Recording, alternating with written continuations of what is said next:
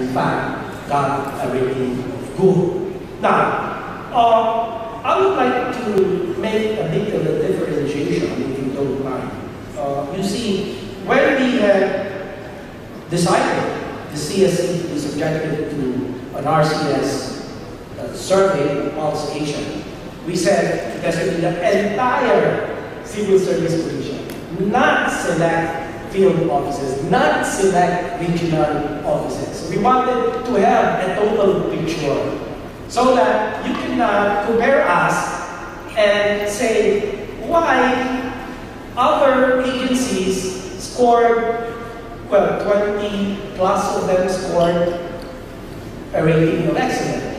But those agencies were not subjected to a survey in its totality. It just chose few field offices, branches, and regional offices. Now, the question perhaps that begs to be answered, what does the CSC do with the survey results? There were two tracks following the conduct of the RCS, and these are recognition and assistance. High flyers are awarded the Citizens Satisfaction Center Seal of Excellence, or the CSC Seal of Excellence. Again, the CSC stands for Citizens Satisfaction Center Seal of Excellence. This is symbolized by a wall-mountable glass seal and given a cash reward that they can use to further improve their delivery of frontline services. On the other hand, the agencies that received a failed rating of the RCS are recommended for the Service Delivery Excellence Program, or SDEP. And under the SDEP, CSC change facilitators are fielded to assist agencies in reviewing and improving their service delivery systems and procedures. Now, going hand in hand with the RCS is the art of watch. The CSC officials make surprise visits to different government offices to check their compliance with the provisions of ARTA. They make their rounds at noon to see if the noon break rule is being observed.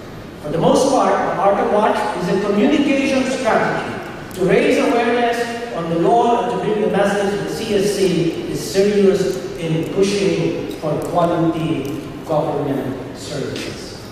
In 2011, the CSC visited a total of 195 agencies nationwide and is targeting 440 more this year. Another paradigm shift from individual effort to teamwork is now becoming a pilot in the civil service, especially in the area of performance appraisal. In the public sector, the area of performance appraisal is often a tricky, if not controversial one. It has been said that a perfect performance evaluation system does not exist. Yet the CSC, in its pursuit of a civil service called born purely by meritocracy, continues to seek one that will most effectively serve the needs of the bureaucracy. Through the years, it has implemented several performance evaluation systems. These systems, however, focus only on individual appraisals. And to address this issue, the CSC developed the Strategic Performance Management System, or the SPMS, which has three main features. One, the SPMS links individual performance vis-a-vis the agency's organizational vision, core purpose, and strategic goals. Individual commitments are clearly defined and are linked to the division and office work plan, giving way to collective goal setting and performance rating. By doing so, employees are able to directly contribute to achieving the objectives set by the organization, and on the other hand, the organization is able to achieve the objectives it is set for itself.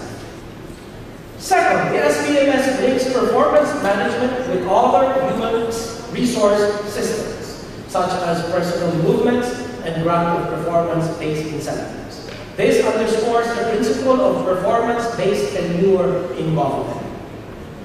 Third, under the SPMS, performance is measured based not on performance indicators, not only on performance indicators, for example, number of appointments process when it comes to the different agencies of government, perhaps even the CSC, number of appointments tested, perhaps for PNP, what indicators are being commonly used. The number of bullets fired, body counts in the case of the military. These are I would say, small indicators. I would call them some indicators, but they're not enough. I think we should be able to identify the more substantial, the more important indicators. And in the BSC, Balanced Scorecard parlance, this is known as the lag indicators.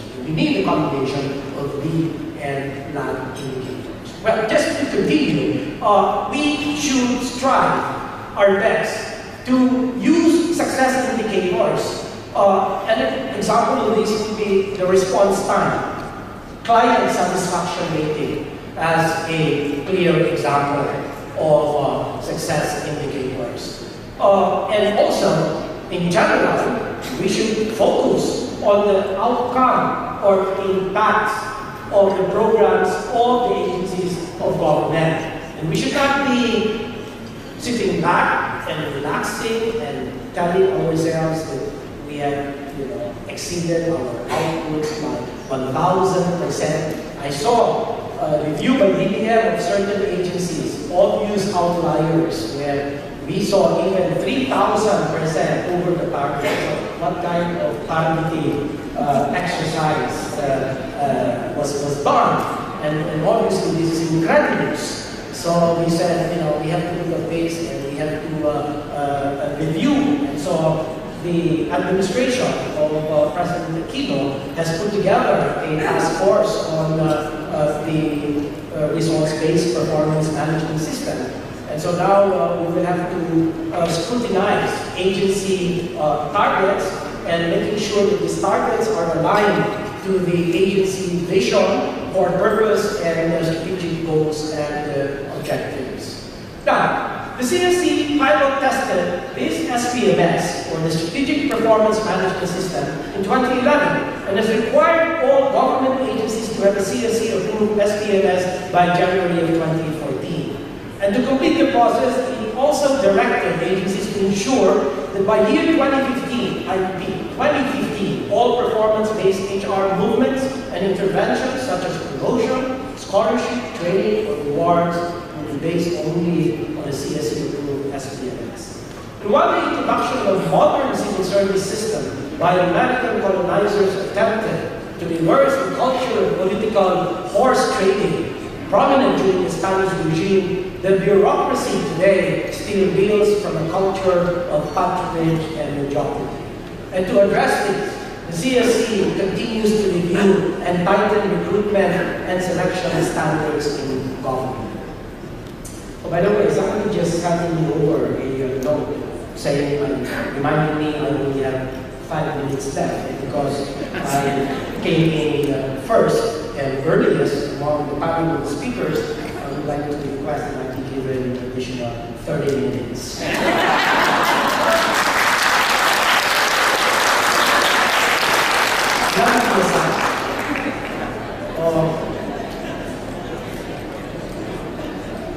Okay, so to address this issue of continuing practice of patronage and mediocrity, the CSC continues to review and tighten recruitment and selection standards to government. Appointments in the civil service should be made according to merit and fitness. And to this end, the CSC administers competitive examinations and evaluates appointments based on adherence to qualification standard, which is a set of criteria composed of eligibility, education, experience, and training requirements that an applicant must meet at the minimum to qualify for a permanent position. These are time-tested measures which aim to ensure objectivity in the recruitment process. Late last year, however, the CSC embarked on a new project called Developing and Institutionalizing a Competency-Based HR System in the Public Sector through the auspices of the Philippines, Australia, Human Resource, and Organization Development Facility, and with funding from Australian Agency for International Development, or RSA. The project aims to design competency models. These are sets of observable, measurable, and vital skills, knowledge, and attitudes for specific posts in government. The CSC will expand the QS to include the relevant competencies for this position.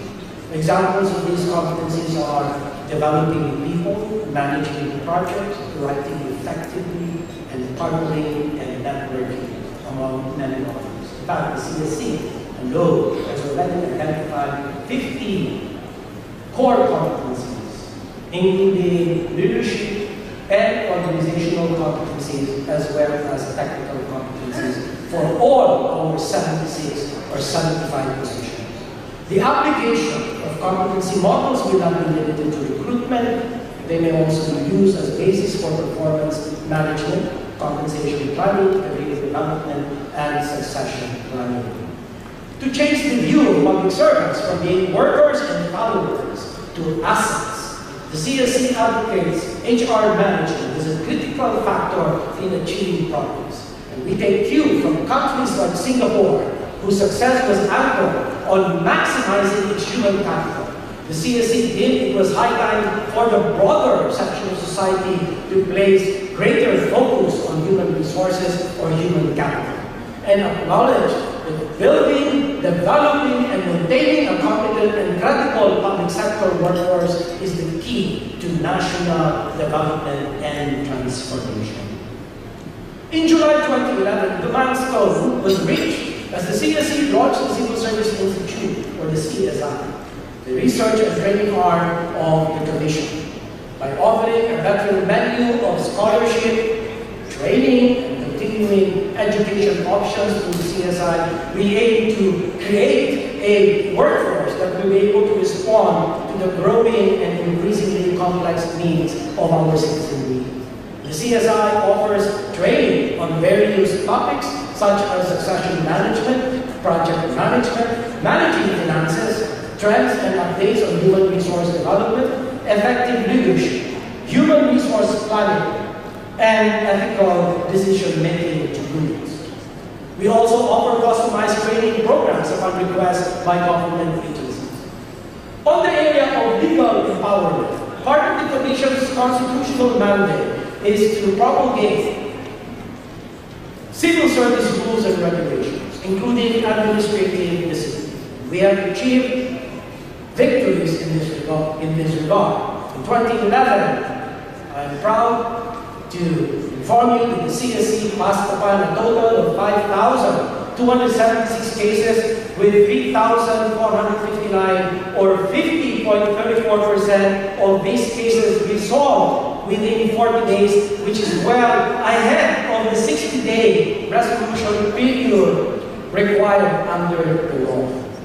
This also means we surpassed our target to resolve 30% of cases within 40 days. You know, it is quite a struggle. Some of you will probably say 30% is hardly ambitious. But you know, this was the first time that the Commission was ever going to do this, and we took it upon ourselves. And so I called upon the appropriate officer, officer for legal affairs, and I told them, can we not do 50%? You know what I'm saying? You know, this is the first time, Mr. Chairman, let's do this slowly, because you know, we have to be very careful. We've not done this before, we're not sure about our capacities. So I said, so there was a handling, difficult handling, so to speak. And so finally, I capitulated and said, okay, it's the first time we do 30%. But look, and behold, you see, they were able to do 34%.